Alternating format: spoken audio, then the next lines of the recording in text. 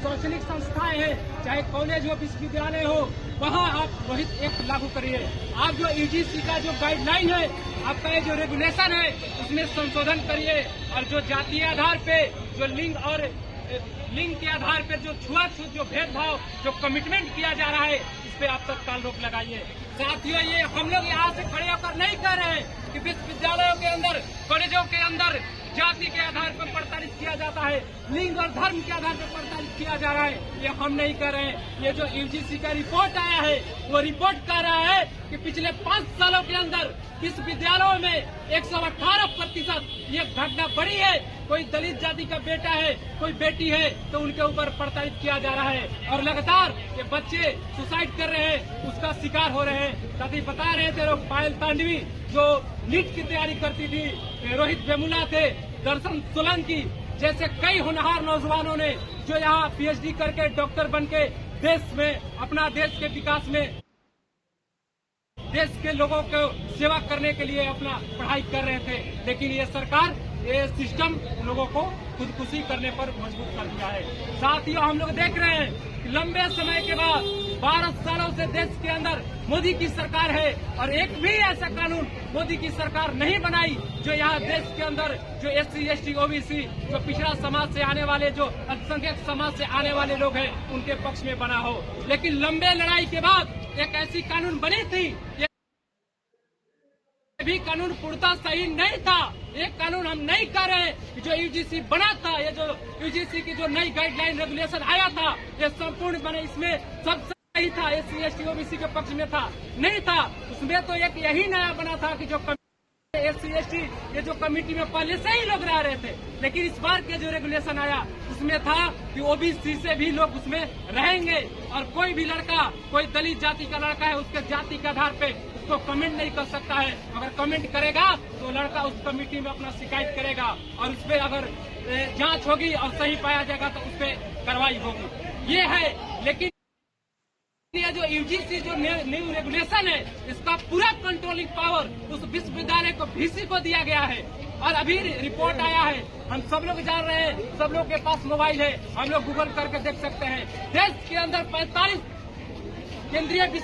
विश्वविद्यालय है और 45 में 44 विश्वविद्यालय को VC जो वाइस चांसलर है वो अपर कास्ट स्वर्ण जाति से है और मात्र एक विश्वविद्यालय है जहां दलित जाति के VC है। तो आप कैसे कह सकते हैं कि जो रेगुलेशन बना है ये पूर्णतः लागू हो सकता है, लागू हो जाता है। फिर भी चलिए, एक लंबे समय के बाद एक कानून बनी थी, हम लोगों ने इस कानून को तो सुधार करने के सवाल पर इस कानून को हम लोग समर्थन कर रहे थे। लेकिन ये मोदी जी, हम लोगों ने देखा कि मोदी जी और अमित शाह, अभी जो देश की पार्लियामेंट चल रही है उसमें अमित शाह बोल रहे थे कि कानून, ये जो कानून है ये केंद्र पार्लियामेंट का बना हुआ कानून है, सबको मानना पड़ेगा। और एक दिन पहले बोले कि सबको मानना पड़ेगा और दूसरा दिन जैसे हम लोगों ने देखा कि जिस तरह से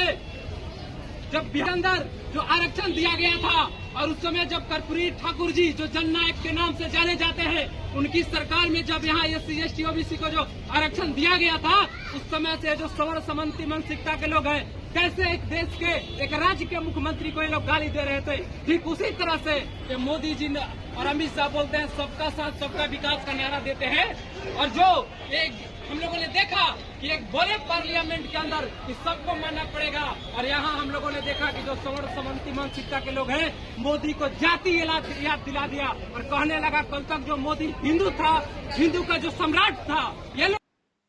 प्रचार करते थे मोदी जी देश के हिंदुओं का सम्राट है और इनके नेतृत्व में देश हिंदू राष्ट्र बनेगा। और वही हम लोगों ने देखा कि उनके जाति याद दिला दिया और तब जाके सरकार दोहरा चरित्र अपना ली और ये सरकार खुद इस यूजीसी को वापस नहीं ली, कोर्ट में मामला जाके वहाँ स्टे करा दिया गया। हम कह रहे मामला कोर्ट में गया,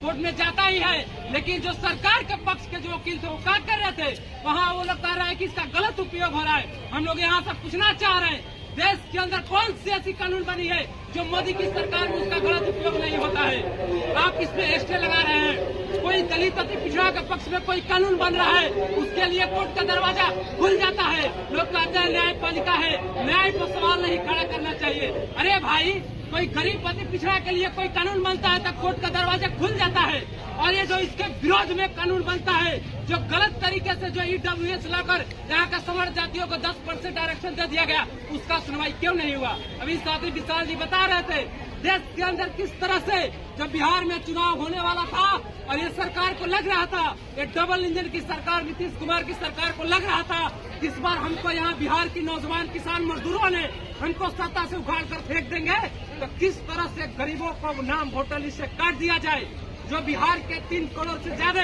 जो प्रवासी मजदूर है, जो बिहार से बाहर कंपनियों में रहते हैं और कंपनी में काम करते हैं, उनका बाल बच्चा परिवार चलता है, पालन पोषण पढ़ाई लिखाई चलता है, उनको किस तरह से वोटर लिस्ट से बेदखल कर दिया जाए, उनको बाहर कर दिया जाए, उनको वोट देने का अधिकार को खत्म कर दिया जाए, इसके लिए SIR चलाया जा रहा था। और SIR करके यहाँ से लगभग 70 लाख लोगों का नाम काट दिया गया। उस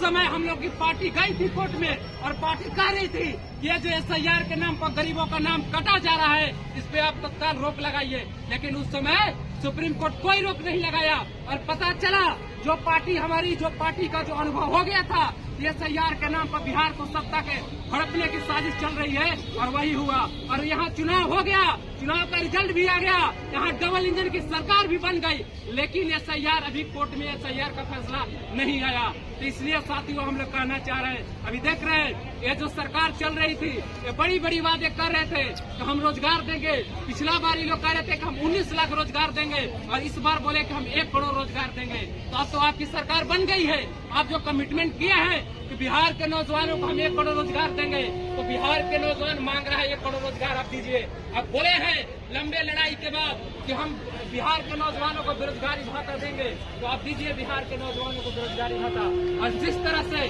बिहार के अंदर दलित महिलाओं के ऊपर, गरीब मजदूरों के ऊपर जो जुल्म अत्याचार किया जा रहा है, इसको आप तत्काल रोक लगाइए, नहीं तो हम लोग इसे बहुत बड़ा आंदोलन करेंगे। और आपको किसी भी हाल में ये जो UGC रेगुलेशन जो नई आई है, इसको आपको लागू करना ही होगा। इसी बात के साथ अपने बात को समाप्त करते हैं, और तमाम साथियों जो मेरी बात सुने, इसके लिए आप सभी को फिर से मैं धन्यवाद करता हूँ।